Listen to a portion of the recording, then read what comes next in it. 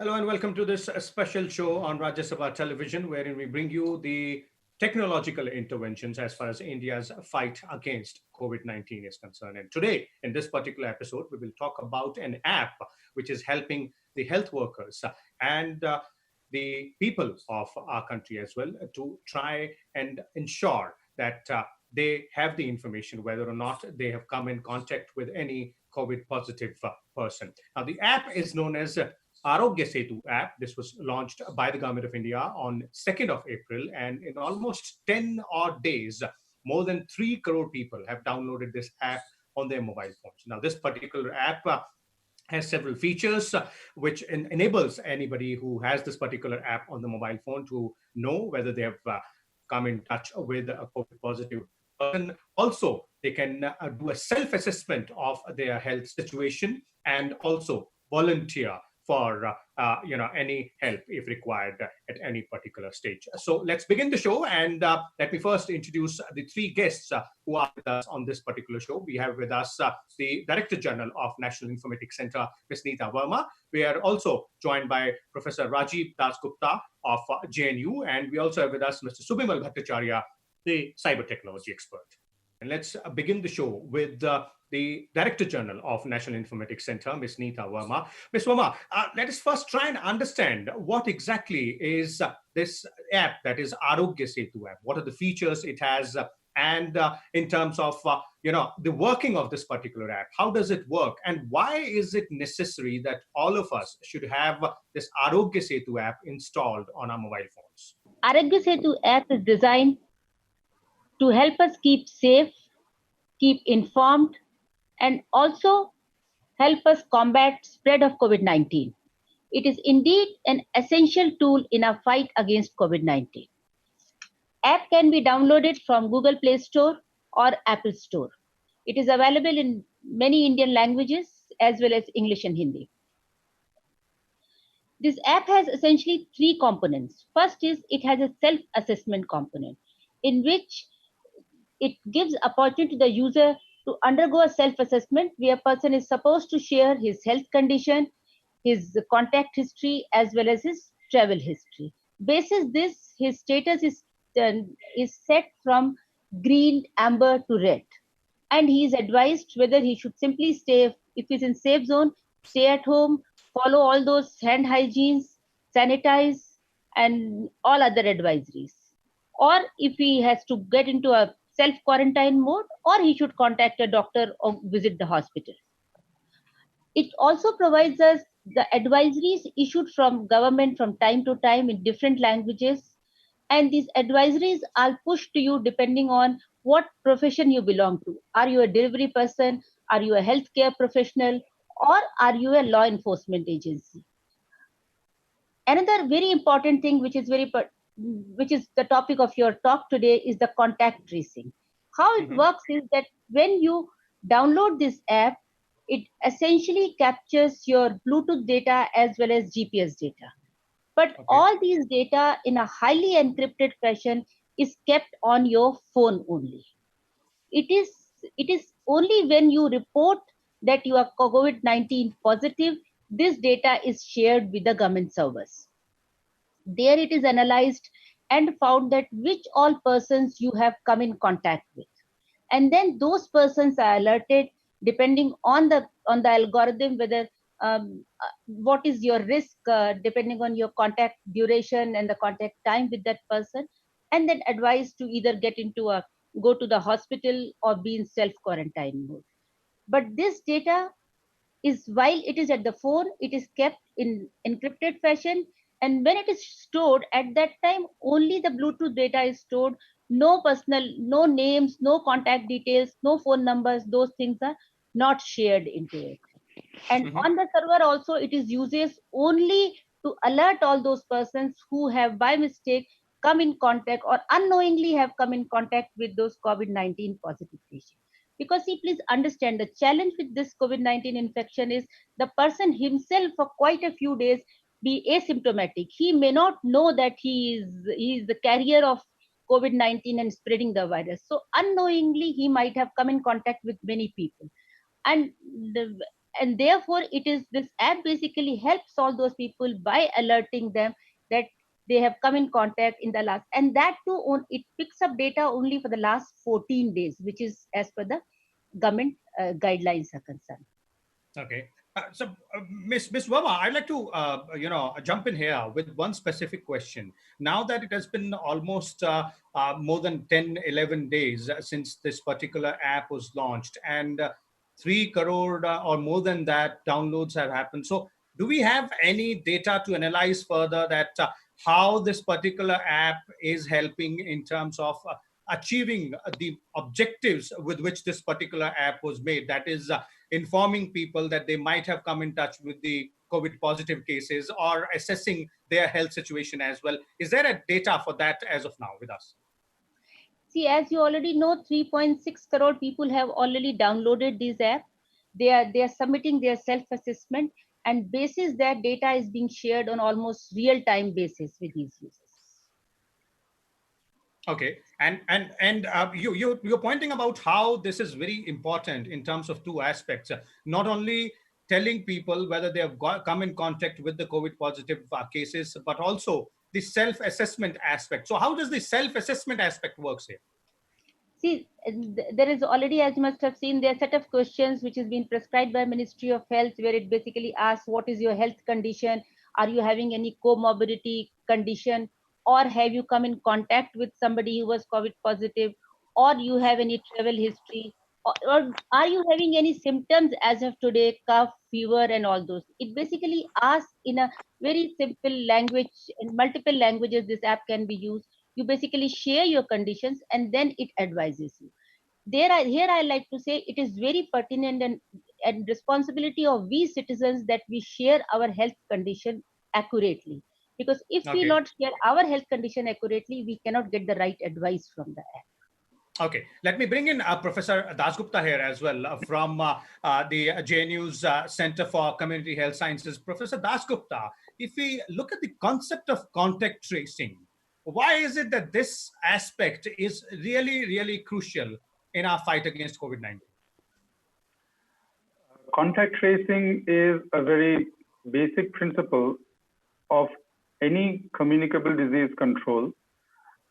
This assumes particular relevance for respiratory infections because it's not a waterborne infection, for example, where you can treat or manage the water source, or it's not a foodborne infection where you can ensure food safety.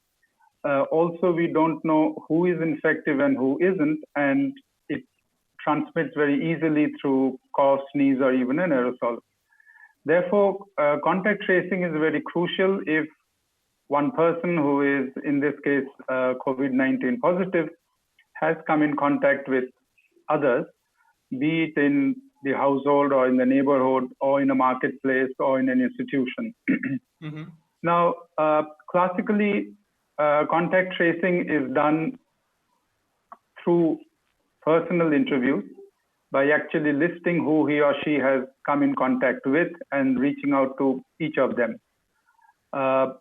Why an app or technology-based contact tracing helps is because human memory is not infallible. I may not remember how many people or who all exactly I met in the last, let's say, 3 days or 7 days, or for that matter, if I was traveling in a public transport, who all have been in my vicinity. Obviously, I don't even know them. So the listing, which is memory-based, has limitations, and that's where the app comes in, as she explained very eloquently. Mm-hmm. It's also important to understand in which settings this app is likely to work better, and that it is not a magical solution. It still needs health worker-based or person-based interviewing and person-based contact tracing. It's merely a tool in that sense. One of the key challenges, this number of, say, X crores, is only in the aggregate. It all matters how much threshold you have achieved in a population. And particularly now that we have a lockdown situation, which may continue, let's say, for some conceivable time, plus some reasonable restrictions over conceivable time, the understanding is that it requires a minimum 20% threshold in a defined population, a defined geographic area for this to actually give the results that we are talking about or that we are foreseeing. Okay.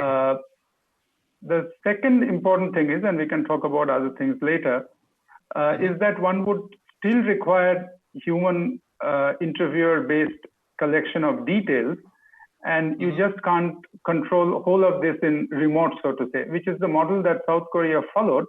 But remember, South Korea did it with a whole lot of intrusive mechanisms, including credit card tracing, including facial recognition, and so on. That's a completely different model.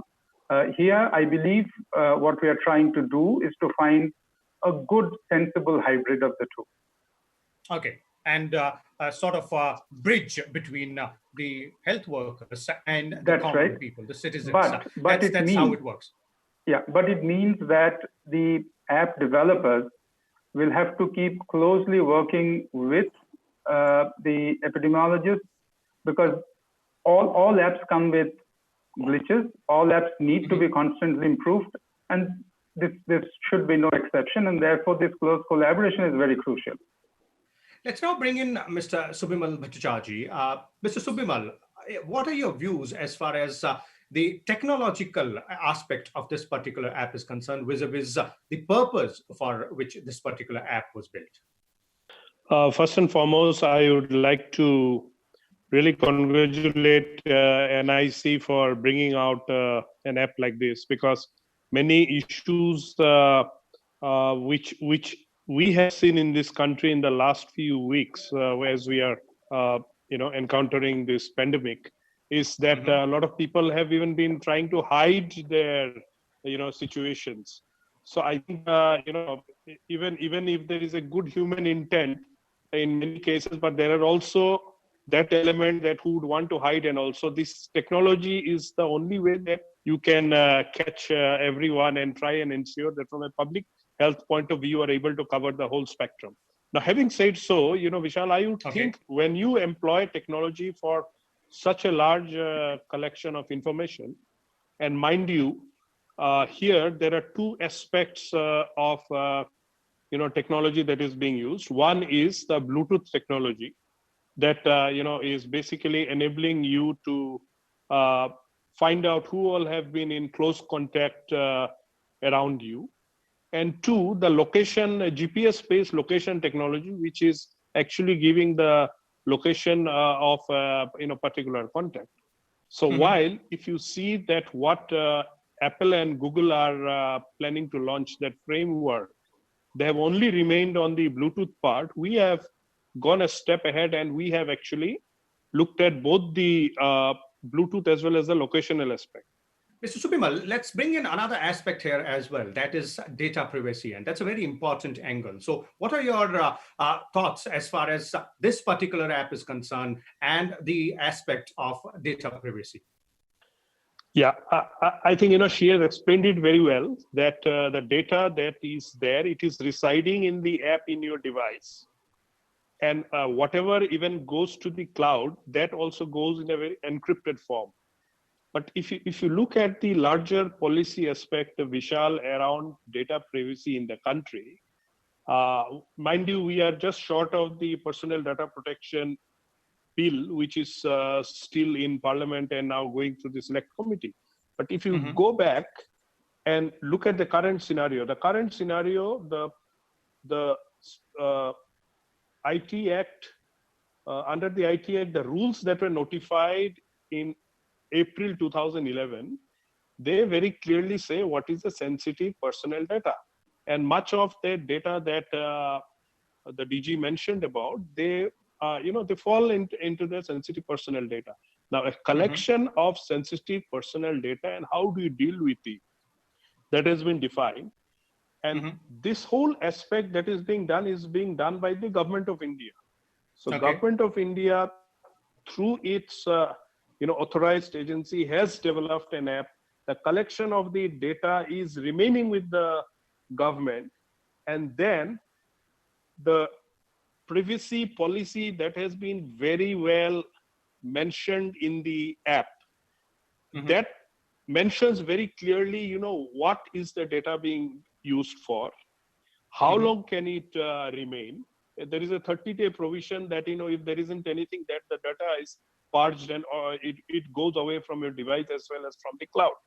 So I think the privacy policy becomes the fundamental point on which you have to devise whatever issues you could have around privacy. Now, at this point of time, I don't foresee that any step has been taken that is violative of the laws and rules that we have, and to the privacy clauses within the app make it very clear.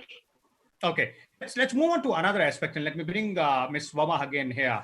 Ms. Verma, the Prime Minister just a few days back pointed out that this particular app in the further stages of our fight against COVID-19 can also act as an e-pass for travel. When perhaps he was talking about times when the restrictions will be eased or the lockdown will be brought to a lower level. Then this particular way could be applied. This particular app could be applied for that particular purpose. How would that work? Any thoughts on that, or there might be a mechanism which would have been thought about? Yes. Before I answer your question, let me answer the concerns of my two esteemed co-panelists. First on data privacy, you mean to say? And first to Professor Rajiv Dasgupta, this app is developed through one of the very unique public-private partnership, where a lot of technology professionals in the country, startups, data scientists, Govt of India, as well as epidemiologists are on board to really work out to make that the right kind of advice goes. So that's what I just wanted to inform to him. Second thing, in terms of the concerns which were raised on privacy and all, two things I wanted to tell. First of all this data which is collected on app continues to remain on your app till you report to be COVID-19 positive, and on your app also even your conditions data is kept in a highly encrypted fashion. So the best of the technology and best of the means have been adopted to make sure that we do not really there's no concern of privacy it should come. Second thing, and the concept of e-pass. So concept of e-pass I am coming to. So e-pass is supposing once what is your current status? Are you in safe zone? Are you in amber zone? Or are you in red zone? That particular condition can be used to issue in pass. This is a work which is in progress. It is not yet completed that way. There's the discussions going on that. But what I understand, e-pass is basically depending on first of all in which cluster or area you are living in, what are the restrictions or lockdown conditions there, and depending on what is your health condition as far as COVID-19 is concerned, these two put together, some kind of a model can be built through which these passes can be issued for people for facilitating their movement, which is also be necessary as we move forward. So, Professor Dasgupta, would it be safe to say, going by what all three of you have said so far, that this particular app acts as a very important bridge between the people and the health workers of the country as far as contact tracing is concerned? No, it doesn't replace contact tracing. It aids contact tracing. The second issue is that a lot will depend on the stage of transmission that we are in. China's experience with these color-coded passes is in a context where it had extremely high transmission. India, perhaps barring the hotspots that are emerging, these aspects is likely to have less or limited application. But even if we require all the features, let's say for in a situation like Mumbai, where all these aspects would actually come into play, a lot of it depends on how much, to what extent people are downloading it, and therefore to the extent that to which we are addressing the privacy security concerns, because ultimately, at least in India, till this point, it is voluntary. And therefore, the issue of trust is extremely crucial. If it is mandated by law, that's a different scenario. But as of now, it's voluntary, and therefore, a very transparent addressing of all these issues will lead to better downloads and therefore potentially better applications. Mr. Subimal, your concluding comments. No, I think as Mr. Dasgupta has mentioned, because it is voluntary, so you still have an option of going or not. But by and large, people have gone and subscribed to it. Secondly, even if you have subscribed and you don't want your location to be known, you can switch off the location aspect. So I think, by and large, nothing intrusive has been absolutely there in this whole app that has come. And I would think that it is really a good step considering the gravity of the situation and what we have gone through in the last few weeks. So there it is. All you and me need to know about this particular app, that is the Arogya Setu app, and the entire concept of contact tracing as far as the fight against COVID-19 is concerned. Thank you so much, all three panelists, Ms. Neeta Verma, the Director General of NIC, Professor Rajiv Dasgupta, and Mr. Subimal Bhattacharjee as well, for your views on the show. And we'll come back again tomorrow with a different topic. Till then, keep watching Rajya Sabha television, and also keep yourself safe, stay home, and follow all the guidelines given by the government agencies. Thank you.